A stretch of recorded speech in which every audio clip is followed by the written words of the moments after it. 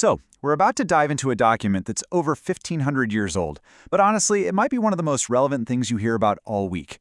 This is not just some dusty old book, it's a pretty radical blueprint for building a meaningful life, and it was written in a time of chaos that, well, it might sound a little familiar.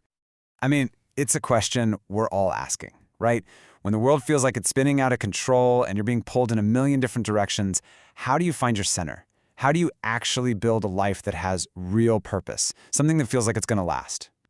Well, try to imagine living through the actual collapse of the Roman Empire. That's exactly the world Saint Benedict was looking at back in the 6th century. And in response to all that chaos, he wrote this short guide for living, the Rule of Saint Benedict. It was basically a manual for building small, stable communities of purpose right in the middle of the ruins of a civilization. So here's our game plan for digging into this incredible document. First, we're going to look at its core mission, what it was trying to build. Then we'll get into its most radical and kind of weird vow. From there, we'll check out the daily rhythm of life it sets up, the psychology that holds the whole thing together, and finally, how this little book ended up shaping all of Western civilization. You might think Benedict's goal would be super strict, but it was surprisingly gentle. He says right in the beginning he wants to set up a school for the Lord's service, and he hopes to establish nothing harsh, nothing burdensome. So this wasn't about extreme, punishing lifestyles. It was about creating a sustainable, solid foundation for a community to thrive. And who is this for? Benedict is super clear about this in Chapter 1. He's writing for Cenobites, which he calls the most stable kind of monks. This wasn't for those hardcore hermits fighting demons alone in the desert. Nope. This was for people who were choosing to build a life together under a shared set of rules and a leader, the abbot. Community is a starting point for absolutely everything. All right, now we get to the heart of the commitment, and this is where the rule starts to feel both fascinating and, honestly, deeply weird to us today. Let's look at the vows a monk would take, starting with the ones you might have heard of. So, the rule has the classic vows: poverty, chastity, and obedience. And each one of them is a direct challenge to a modern ideal. You've got our obsession with stuff, and the rule says poverty. You've got our culture of do what feels good, and the rule says restraint. And against our ideal of total personal freedom, it offers obedience to the group. But the most radical vow, the one that truly defined this whole way of life, was something else entirely. And that vow is stability, stabilitas. It's a promise to stay put. I mean, really stay put. To commit to one community in one place for the rest of your life. And this wasn't some minor detail. It was the bedrock of the entire system. It was the promise that you wouldn't just pack up and leave when things got hard or boring, or you got into a fight with someone. And you can see the clash right here, can't you? On one side, you have the Benedictine idea, the belief that to get spiritual stability, you need physical stability. It's all about putting down deep, deep roots. On the other side, you have our modern world, which tells us the exact opposite. Change is good. Move to a new city, get a new job, always be looking for the next new thing. What we see as intolerably dull, Benedict saw as the absolute foundation for a meaningful life. Okay, so what does this life of stability actually look like, day to day? Well, it's a life of rhythm, and it's all carefully structured around two main pillars: work and prayer. It all comes down to this one powerful idea from Chapter 48. Idleness is inimical to the soul. Or, put more simply, idleness is the enemy of the soul. And the entire structure of the Benedictine day is designed to keep that enemy out.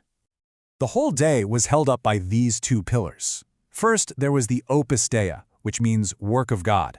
This was a cycle of communal prayer sung together 7 times a day. And second, you had the Opus Manuum, where the work of the hands, the actual manual labor needed to keep the community running, farming, crafting, all of it. So you see, the whole point is this incredible balance. The day was just this constant, gentle flow between prayer in the church, reading and study, and working in the fields or the workshops. Every single hour had a purpose. There was no empty time, which meant there was no room for the soul's enemy to sneak in. Okay, so you've got the schedule down, but a structure is useless without the people, right? So how did the rule handle the incredibly complex human dynamics of a bunch of people living together forever? This is where you see the deep, practical psychology of the monastery at work. The guy in charge is called the abbot, and his job, wow, it's incredibly complex. This quote from Chapter 2 just nails it. He's not just a boss. He has to somehow balance being a stern master with being a loving father.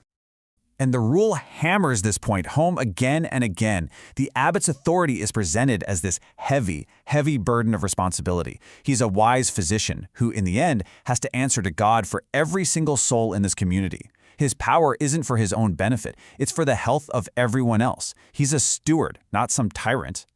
So, how do you make all of this obedience work without it turning into a nightmare? Well, one word: humility. Chapter 7 lays out a whole 12-step ladder of humility.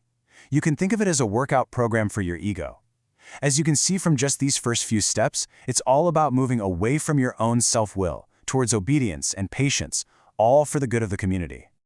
And the rule is packed with these super practical, almost common sense rules for living together. The abbot can't play favorites, there's no private property, everything belongs to everyone. And my personal favorite, if you have a fight with someone, you have to make peace before the sun goes down. These aren't just vague ideas. They are the clear, actionable rules for making a lifelong community actually, well, work.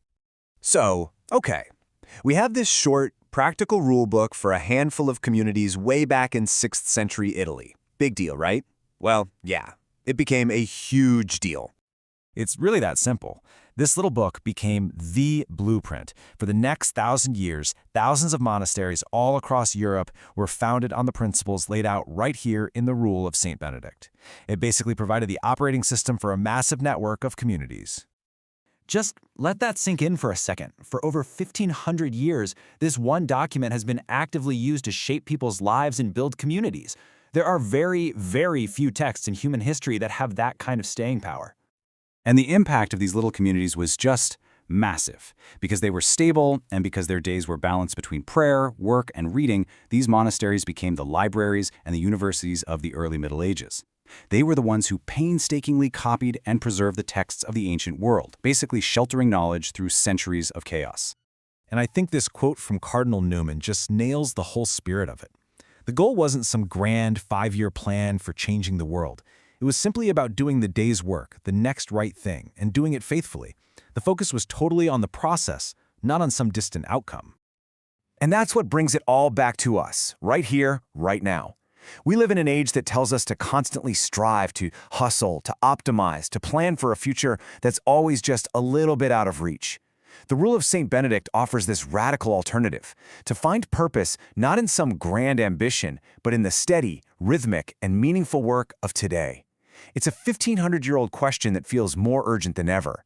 What might that look like for us?